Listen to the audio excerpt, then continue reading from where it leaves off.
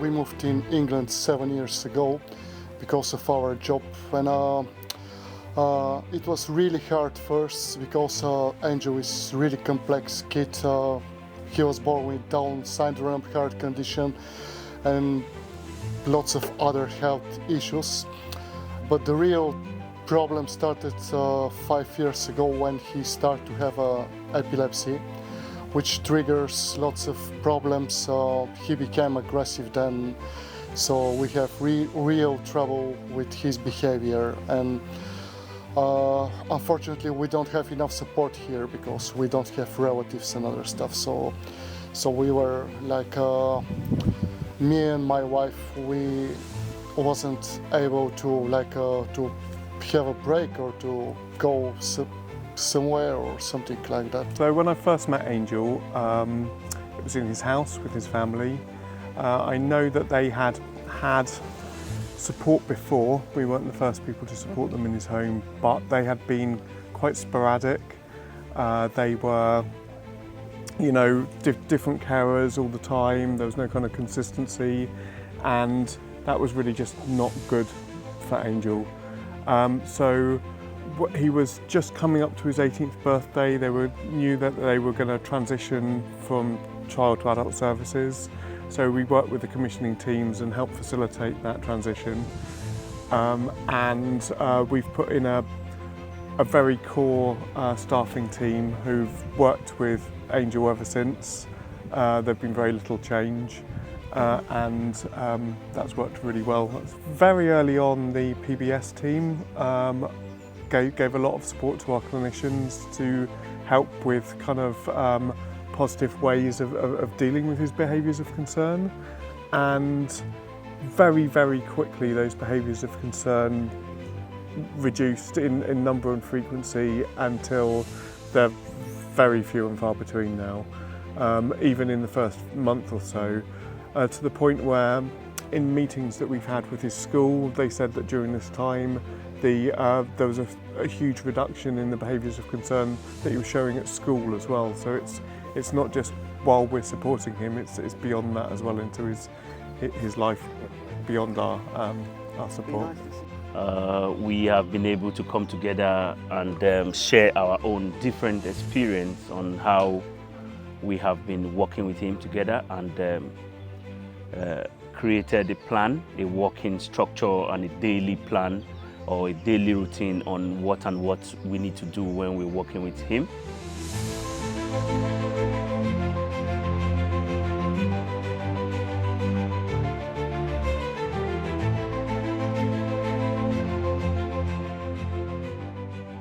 We used pictorial kind of references to work with that capacity assessment, and I mean, it demonstrated that in the questions that we were asking around medication and around use of medication, and if he has capacity around bloods being taken for his epilepsy, and those things, he demonstrated that he lacked capacity, but that's something that the speech and language therapist was really useful in supporting us with.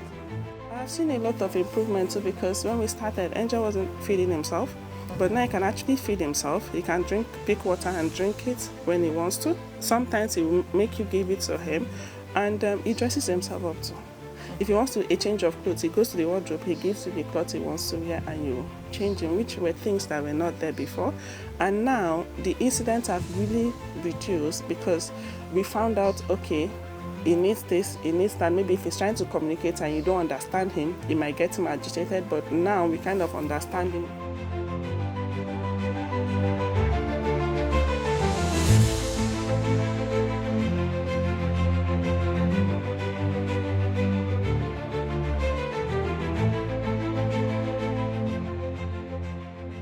He enjoys different activities like going outside, walks, and you know, watching TV, his stuff.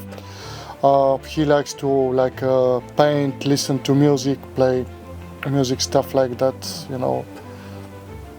Just a normal kid. His daily activities are mostly watching you create. He likes watching people draw. He likes you when you read out alphabetical orders of A, B, C, D with drawings and things like that with him. He also enjoys sitting outside in the garden, in the back garden during summer and rock on the chair, the swing chair. So those are the little things that he enjoys at the moment. He likes to listen to music, like nursery rhymes. He likes to watch Cocomelon, and sometimes he likes to see you do painting and drawing, but you just take part for a minute. He really, really loves to go out for a walk. Nice.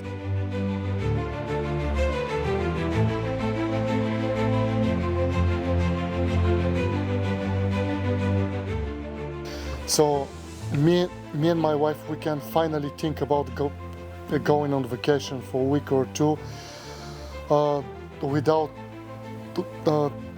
thinking what's going to happen when we come back. You know, what we will see at our So home. you trust the support. We can trust them. Yeah, that's why we say we can trust, and we can feel safe, and that's it. And also we can feel safe for Angel. Angel is last year at school now, so after that he will go into the community center, which is something like school, so he will be with the support as well. So currently what we're looking at is there's a day centre. That looks like a fantastic place for him.